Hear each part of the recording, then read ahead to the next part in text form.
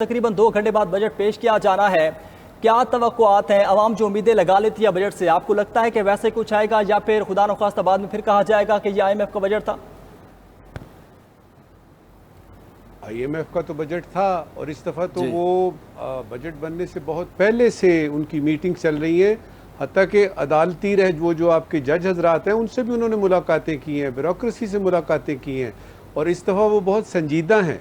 अब ये कि ये जो बजट बन रहा है ये तो IMF का बाकायदा तौर पे यानी डिक्टेटेड कह लीजिए या कंसल्टेशन, अगर आप अच्छे अल्फाज में कहना चाहते हैं कि उनसे कंसल्ट करके बनाया गया है। उसके साथ ये कि ये जो इस दफ़ा का बजट है इस पे बहुत सारी चीज़ें, नए फैक्टर्स सामने आए हैं। वो नए फैक्टर्स जो हैं वो इंटरनल इकॉनमी की नहीं बात कर रहा।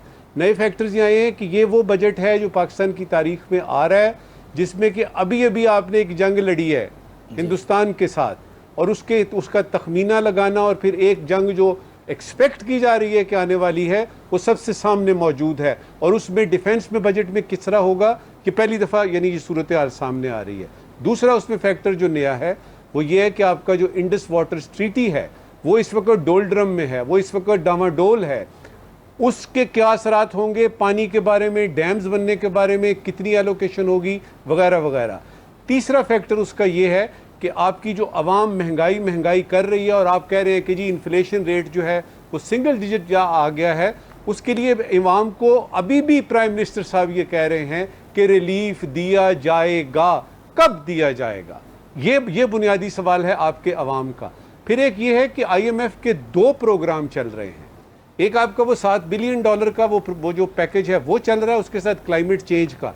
इन दोनों को सामने रख के डेफिसिट अपना देख के अपने जो आपके वेरियस सेक्टर्स हैं उसमें आपने किस तरह से डिवीजन करनी है अपने पैसों की, उसको जब मैं देखता हूँ और जो फिगर्स अभी तक सामने आए हैं, मुझे ये खसारे का बजट नज़र आ रहा है, नंबर 1। नंबर 2 ये कि इसमें मुझे महंगाई बढ़ती हुई नज़र आ रही है।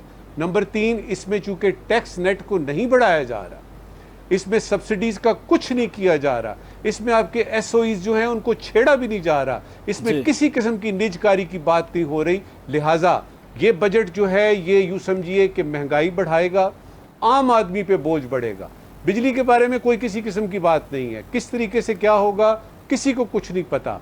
साथ ही जो फाइलर और नॉन फाइलर की बहस है वो आप देखिएगा कि आइंदा आने वाले दिनों में ज़ोर पकड़ेगी और बजाय इसके कि ताजरों से आप लें जिनसे आपने लेना है टैक्स, सारे ताजर ऐसा नहीं कि टैक्स से वेट करते हैं, कुछ लोग दे रहे हैं लेकिन ज़्यादातर तादाद नहीं दे रहे। उधर मुझे लगता है कि हुकूमत मजबूर हो गई है। उसने उसका हल ये निकाला है कि जो ऑलरेडी टैक्स दे रहे हैं उन पर मज़ीद थोड़ा सा टैक्स दे दें, कैश वगैरह जो है उसकी डीलिंग ना हो, यानी आपकी ऑनलाइन बैंकिंग जो है उसकी तरफ किया जाए।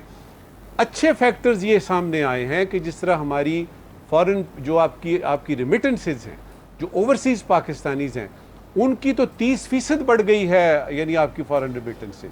आपके कुछ सेक्टर्स हैं जिस तरह कंस्ट्रक्शन सेक्टर है, आपकी यूटिलिटीज़ हैं, ये वो सेक्टर्स हैं जो खुद ब खुद ठीक हो गए हैं और बड़े अच्छे तरीके से परफॉर्म कर रहे हैं। लेकिन जो आपका बुनियादी सेक्टर है ज़राअत का, जो आपकी एग्रीकल्चर है, उसका तो कुछ ना पूछिए, बहुत बुरा हाल है। आपके जो बुनियादी